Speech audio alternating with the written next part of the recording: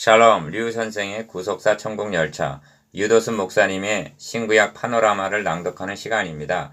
지금은 민수기 파노라마 16장입니다. 고라 일당의 반역과 대제사장의 속죄. 16장의 내용은 고라 일당의 반역 사건입니다. 주모자는 고라여 엘리압과 다단이 작당하여 1절 250명의 족장들과 함께 모세와 아론을 대적하였다가 심판을 당한 내용입니다. 60만이나 되는 하나님의 군대가 시내산을 출발한 것은 10장에서입니다. 나팔소리와 함께 위풍도 당당하게 출발했습니다. 그런데 11장에서 16장까지 원망 11장 1절, 비방 12장 1절, 악평 13장 32절, 거역 14장 9절, 반역 16장 2절의 연속임을 보게 됩니다. 이것이 만물보다 거짓되고 심히 부패한 인간의 사악함입니다. 예레미야 17장 9절. 이는 한마디로 자력구원의 불가능성을 나타냅니다. 고라 일당의 모세와 아론을 향해서 어찌하여 여호와의 총회 위에 스스로 높이느냐 16장 3절 한 것은 교만이라 할 수가 있습니다. 성경상으로 볼 때 교만은 치명적인 죄입니다. 그러므로 그에 대한 심판도 산채로 멸망을 당하는 것을 보게 됩니다. 본장의 구도는 대적, 심판, 속죄로 되어 있습니다. 이처럼 대적하다 심판을 당하는 어두운 장에서도 대제사장 아론이 백성을 위하여 속죄하고 죽은 자와 산 자 사이에 섰을 때 연병이 그치니라 47에서 48절 하고 치료책이 마련되어 있다는 것은 15장에서 말씀하신 바 제사제도 때문입니다. 이는 진노 중에도 긍휼과 은혜를 베푸심입니다. 이를 세 단원으로 나누어 상고하겠습니다. 첫째 단원 1절에서 14절 고라 일당의 반역, 둘째 단원 15절에서 40절 산채에서 음부에 빠짐, 셋째 단원 41절에서 50절 백성을 위하여 속죄함. 첫째 단원 1절에서 14절 고라 일당의 반역, 레위의 증손 고아세 손자 이스라엘의 아들 고라와 르벤 자손 엘리압의 아들 다단과 아비람과 벨렛의 아들 온이 당을 짓고 1절 1. 이스라엘 자손 총회의 택함을 받은 자 곧 회중에 유명한 어떤 족장 250인과 함께 일어나서 모세를 거스리니라 합니다. 2절. 이는 출애굽 이후로 직면하게 된 가장 심각한 도발이라 할 수가 있습니다. 그들은 사전에 치밀하게 모의를 하고 거사 계획을 세웠을 것입니다. 그리고 일어나서 즉 들고 일어났다는 것입니다. 2절. 2. 그렇다면 그들이 누구를 대적하고 있는가? 기억 모세를 거스리니라 2절 하반절.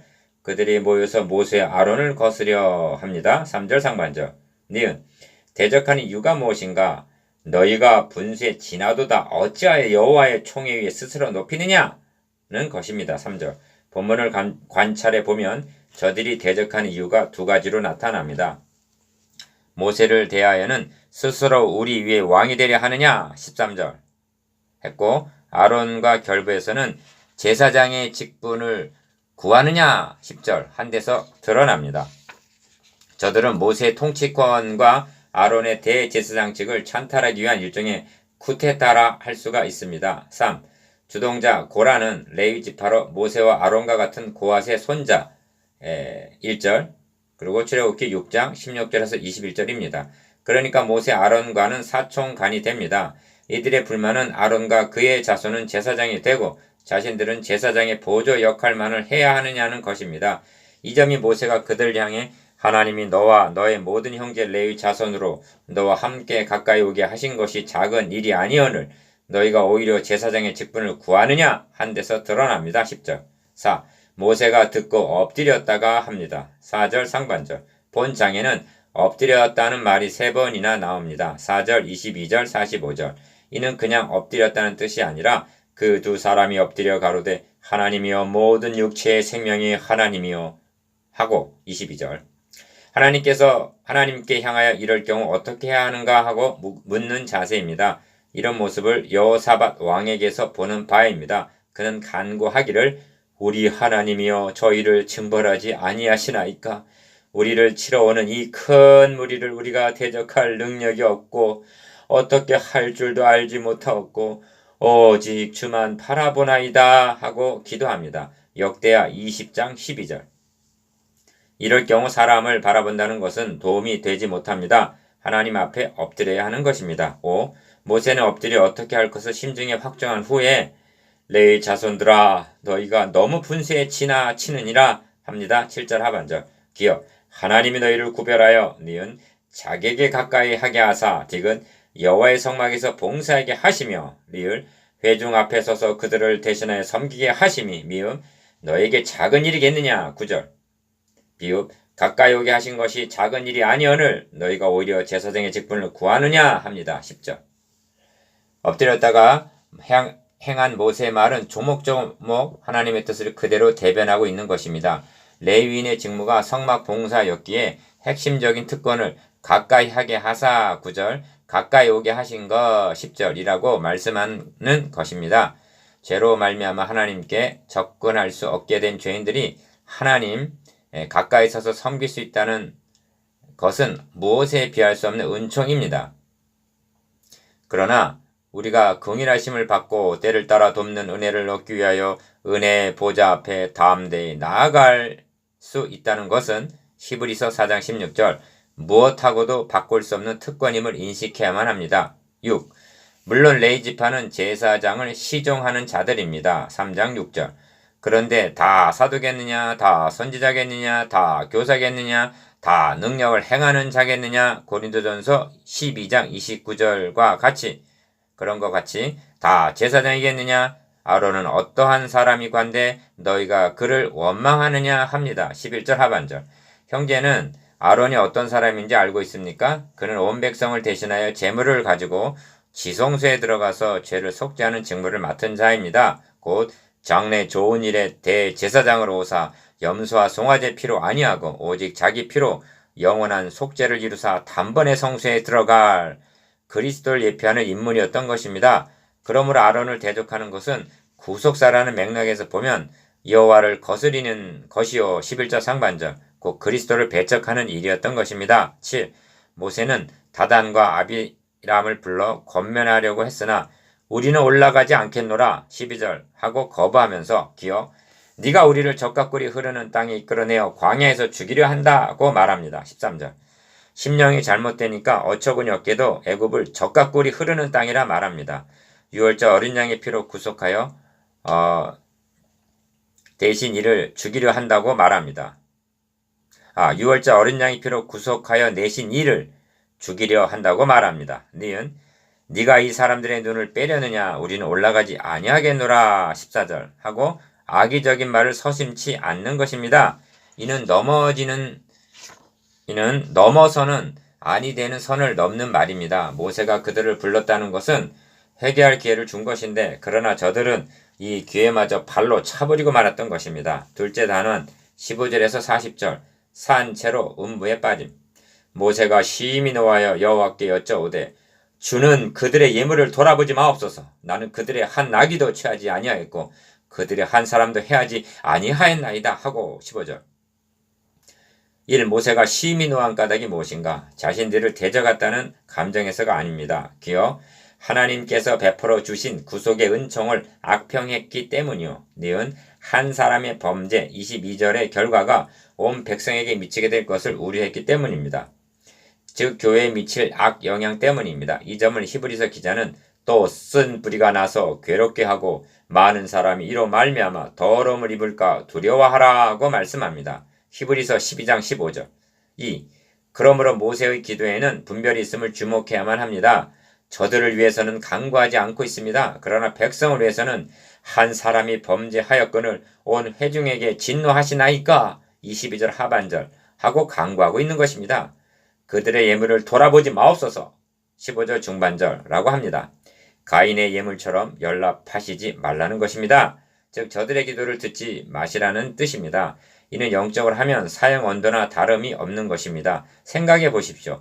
나의 예배를, 기도를, 예물드림을 돌아보시지 않는다는 것은 나를 버리셨다는 뜻입니다. 3. 그리고 이에 고라에게 이르되 너와 온 무리는 아론과 함께 내일 여호와 앞으로 나와오라고 말합니다. 16절. 하나님 앞에서 재판을 받자 하는 뜻입니다. 나오되 모든 사람이 각기 향로에 향을 담아가지고 여호와 앞으로 가져오라 합니다. 17절.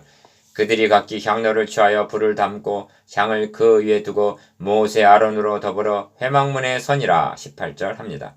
이는 하나님께서 누구의 향을 연락하시는가를 보기 위해서인 것입니다. 4.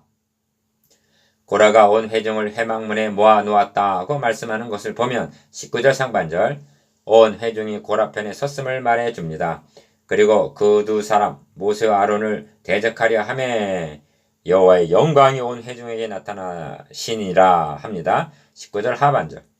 이 위급한 상황에서 하나님은 모세 아론 편에 서셨음을 나타내신 것입니다.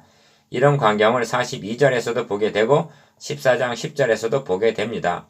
생각나는 말씀이 있습니다. 바울이 순교를 당할 무렵에는 내가 처음 변명할 때 나와 함께 한 자가 하나도 없고 다 나를 버렸으나 한 그처럼 외롭고 쓸쓸한 처지였습니다. 그러나 바울은 주께서 내 곁에 서서 나를 강건케 하심은 하고 디모데후서 4장 16절에서 17절 주님만은 떠나시지 않으시고 끝까지 함께 해주셨다고 말씀합니다. 이것으로 족한 것입니다. 5. 하나님은 고라 일당과 함께 전 회중을 멸하려 하셨습니다. 그래서 모세 아론에게 너희는 이 회중에서 떠나라 내가 순식간에 그들을 진멸하노라 하십니다. 21절. 그런데 모세의 중보로 이를 돌이키신 하나님은 여호와께서 모세에게 일러 가라사대 회중에게 명하여 이르기를 너희는 고라와 다단과 아비람의 장막 사면에서 떠나라 하라 하십니다. 23절에서 24절. 고라에게 미혹되었던 회중들이 과연 저들을 떠날 것인가? 이 대목에는 이 악인들의 장막에서 떠나고 26절 무리가 고라와 다단과 아비람의 장막 사면을 떠나고 27절 라고 한 떠났다는 말이 강조되어 있습니다. 회중들이 저들을 떠나야 하는 것은 몸만이 아니라 마음까지 떠나야만 하는 것입니다. 6. 모세가 가로되 여호와께서 나를 보내사 이 모든 일을 행케 하신 것이요 나의 임으로 함이 아닌 줄을 이 일로 인하여 알리라 합니다. 28절. 그 표징이 무엇인가? 기어 이 모든 말을 마치는 동시에 그들의 밑에 땅이 갈라지니라. 31절. 그들과 그 모든 소속이 산채로 음부에 빠지며 땅이 그 위에 합하니 그들이 총회 중에 망하니라 한 표징입니다. 31절에서 33절. 그리고 니은 여호와의 불이 나와서 분향한 250인을 소멸하였더라. 35절 라고 한 이것이 모세가 하나님이 보내신 사람이요 임의로 한 것이 아니라 하나님의 명을 조차 행했다는 표였던 것입니다. 38절 하반절. 이 점에서 주목해야 할 점은 그들과 그 모든 소속이라 한 소속 33절 상반절 이라는 말씀입니다. 이스라엘 백성들은 전에는 바로에게 소속이 되어 있던 자들인데 이제는 모세에게 속하여 다 구름과 바다에서 세례를 받은 자들입니다. 고린도전서 10장 2절. 그런데 지금 반역자들 편에 소속되려 하고 있는 것입니다. 만일 그들이 고라를 떠나지 않고 그들에게 소속되어 있었다면 어찌 되었겠는가? 셋째 단원 41절에서 50절. 백성을 위하여 속죄함. 이튿날 이스라엘 자손의 온 회중이 모세와 아론을 원망하여 가로되 너희가 여호와의 백성을 죽였도다 하고 41절. 1. 백성의 우지무미함을 보십시오. 이러한 표정을 보고도 증거를 받아 죽은 저들을 동정하면서 모세 아론을 원망하는 것입니다. 2. 그들은 원망만 한 것이 아닙니다. 회중이 모여 모세 아론을 칠 때에 합니다. 42절 상반절. 이때 모세와 아론의 마음은 어땠을까? 이런 경우는 주님 당시에도 재현이 되었습니다. 주님에게 병고침을 받고 떡을 얻어먹은 무리들이 십자가에 못 박게 하소서 하고 주님을 쳤던 것입니다. 성경은 말씀합니다. 대저 저희가 악한 입과 괴사한 입을 열어 나를 치며 거짓된 혀로 내게 말하며 또 미워하는 말로 나를 두르고 무고히 나를 공격하였나이다. 나는 사랑하나 저희는 도리어 나를 대적하니 나는 기도할 뿐이라. 시편 109편 2절에서 4절. 회막을 바라본 즉 구름이 회막을 덮었고 여호와의 영광이 나타났더라 합니다. 42절 하반절. 3. 여호와께서 모세에게 일러 가라사대 너희는 이 회중에게서 떠나라. 내가 순식간에 그들을 멸하려 하노라 하심에 그 두 사람이 엎드리니라 합니다. 44절에서 45절. 이런 진노는 21절에 이어 두 번째입니다. 이제는 이 진노를 돌이킬 방도가 없단 말인가? 엎드렸던 모세는 아론에게 말합니다. 너는 향로를 취하고 단에 불을 그것에 담고 그 위에 향을 두어 가지고 급히 회중에게로 가서 그들을 위하여 속죄하라. 여호와께서 진노하셨으므로 연병이 시작되었음이니라 합니다. 46절. 급히라고 말한 것을 보면 연병이 급속히 번지고 있었음을 알 수가 있습니다. 연병으로 죽은 자가 14,700명이었더라 합니다. 49절. 지체할 겨를이 없는 급한 상황이었던 것입니다. 4. 아론이 모세 명대로 이에 백성을 위하여 속죄하고 죽은 자와 산 사이에 섰을 때 연병이 그치니라 합니다. 48절 하반절.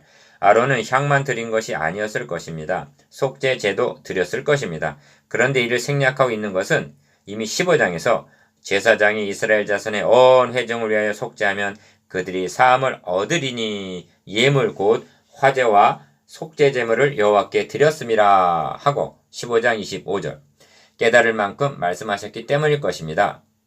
5. 16장을 마치기 전에 유념해야 할 중요한 요점이 있습니다. 그것은 16장에서 증거의 초점이 누구에게 맞춰져 있는가 하는 점입니다. 고라 일당이 아닙니다. 무자한 백성들도 아닙니다. 심지어 하나님에게 맞춰져 있지도 아니합니다. 그렇다면 누구에게 맞춰져 있는가? 모세와 아론입니다. 왜 이렇게 하고 있습니까? 모세와 아론이 그리스도의 예표의 인물이기 때문입니다. 인류의 속죄와 구원과 소망이 오직 여기에 달려있기 때문입니다. 이를 놓치게 되면 혼란이 이렇게 됩니다. 왜냐하면 진노하셔서 멸하려 하시는 하나님보다 이를 만류하는 모세가 선해 보일 수가 있기 때문입니다. 저 패역한 족속들은 모세의 중보로 멸망을 면했습니다. 연병으로 죽어가던 회중들은 자신들이 배척했던 대제사장 아론이 드린 속죄로 인하여 죽음을 면했습니다. 이를 통해서 무엇을 말씀하시려는 것인가?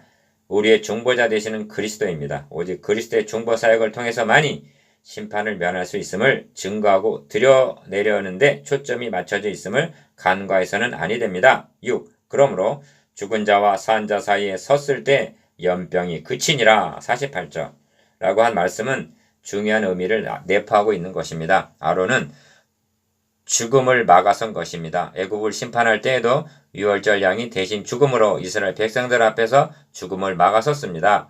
그런데 이는 그림자에 불과했던 것입니다. 이를 구속사의 맥락에서 보면 어떤 의미가 있는가? 7. 이 땅을 위하여 성을 쌓으며 성 무너진 데를 막아서 나로 멸하지 못하게 할 사람을 내가 그 가운데서 찾다가 얻지 못한 거로. 에스겔서 22장 30절. 어떻게 하셨는가? 사람이 없음을 보시며 중재자 없음을 이상히 여기셨으므로 자기 팔로 스스로 구원을 베푸시며. 이사야 59장 16절. 즉 자신이 친히 중재자가 되어 주셨다는 것입니다. 바로 그분이 대제사장 예수 그리스도이십니다. 그러므로 성경은 말씀합니다. 이제 한 말의 중요한 것은 이러한 대제사장이 우리에게 있는 것이라. 히브리서 8장 1절. 우리에게 임하는 죽음을 대신 받으심으로 막아선 예수 그리스도의 중보사역으로 말미암아 우리는 삶을 얻게 된 것입니다. 그러므로 본장의 중심점은 고라의 반역에 있는 것이 아닙니다. 이 악을 선으로 변케 하사 사활적으로 중요한 것은 그리스도의 중보사역을 증거하는데 맞춰져 있는 것입니다. 대제사장이 죽은 자와 산 자 사이에 섰을 때 연병이 그치니라 48절 라고 한 말씀보다 중요한 말씀이 무엇이 있겠습니까? 이보다 더 기쁜 소식이 무엇입니까? 이것이 십자가 복음입니다. 오직 여기에 인류의 소망이 있는 것입니다.